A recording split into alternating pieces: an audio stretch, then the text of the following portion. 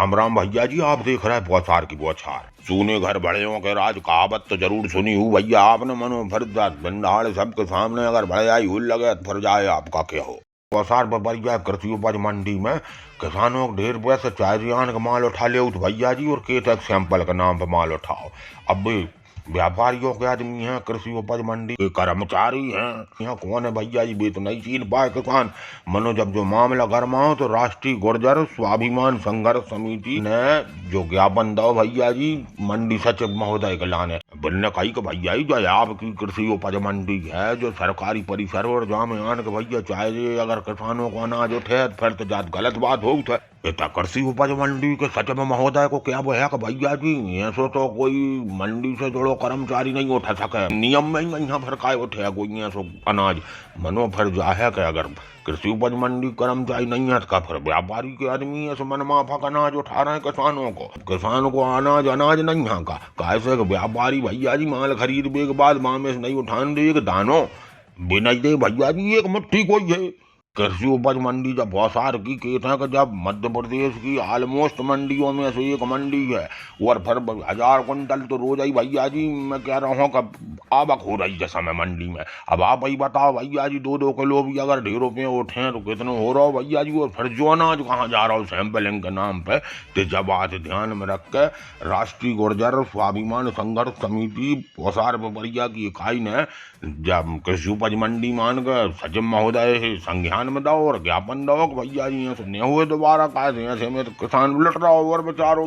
तो भैया जी फिर वो कृषि उपज मंडी के सचिव महोदय ने कही नहीं अपन हम से संज्ञान लें और फिर अपन मुनादी करवा दे रहे हैं। चौंगा हम कह रहे हैं भैया जी यहाँ से कोई भी घर आदमी नहीं उठाए किसानों को अनाज। बोलने कई व्यापारियों ने बोला कि भैया जी सबों समझाइश दें कि यहाँ से बिल्कुल नहीं होनी चाहिए किसानों के साथ। अन्नदाता है किसान, वैसे ही दान कर दे तो फिर काय मंद उठा रहे। सैंपलिंग के संबंध में ज्ञापन दिया गया है।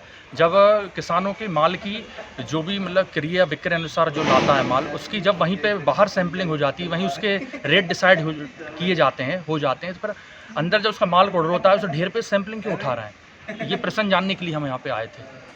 तो ये जानकारी आपको कहाँ से लगी कि इस तरीके से सैंपलिंग उठाई जा रही है? ये मेरे साथ ये घटना हुई है। अच्छा, मैंने कल ही धान बेची, मेरे साथ ये पूरी घटनाक्रम मेरे साथ हुआ है।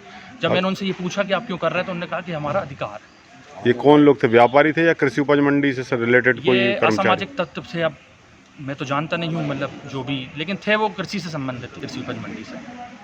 ये गुर्जर संघर्ष समिति स्वाभिमान मोर्चा के द्वारा अभी लिखित में ज्ञापन देकर श्री नितिन पटेल किसान जो हैं उनका किसी के द्वारा सैंपल लिया गया खरीदी के बाद में।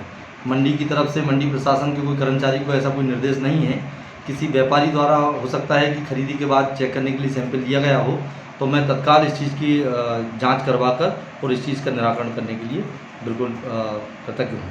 सर, खरीदी के बाद सैंपलिंग उठाने का कोई प्रावधान है क्या? नहीं, कोई प्रावधान नहीं है। देखकर ही खरीदी होती है, सैंपल लेने का कोई प्रावधान नहीं है। अगर ऐसा किसी व्यापारी ने किया है हम तत्काल प्रभाव से इस चीज़ पर रोक लगाएंगे। तो आगे से इस तरीके का वैसे दोबारा ना हो, इसको लेकर आप क्या प्राथमिकी, आप क्या कार्रवाई करना चाहेंगे? हम तत्काल इस चीज़ की जांच कराकर जो धान खरीदी कर रहे हैं व्यापारी उनको निर्देशित करेंगे। अगर फिर भी अगर कोई ऐसा करता हुआ पाया गया तो उसके ऊपर नियमानुसार कार्रवाई की जाएगी। सर, धान की अगर बात की जाए तो जो अभी वर्तमान जो व्यापारिया मंडी में खरीदी की जा रही है रेट काफ़ी हल्के लिए जा रहे हैं, किसान कहीं ना कहीं असंतुष्ट है।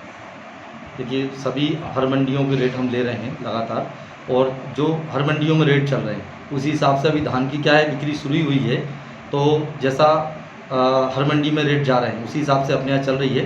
अगर ऐसी कोई समस्या आती है तो उसका निराकरण तत्काल प्रभाव से किया जाएगा। देखत रहियो बौछार की बौछार जयराम जी की।